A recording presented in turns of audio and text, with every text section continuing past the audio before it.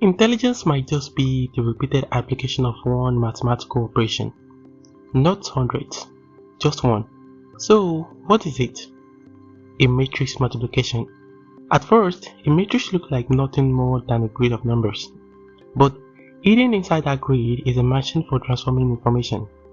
Imagine every word is first turned into a vector, a list of numbers that capture its meaning. So, if that vector enters a matrix, it doesn't come out with more information. It comes out transformed. Some patterns become stronger and other becomes weaker. Then it enters another matrix, then another and another.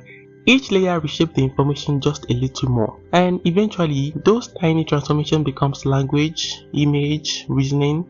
Every answer an AI gives is built from millions of these transformations happening one after another. Intelligence doesn't suddenly appear, it emerges from one matrix multiplication at a time. If you like this, make sure you like and subscribe for more.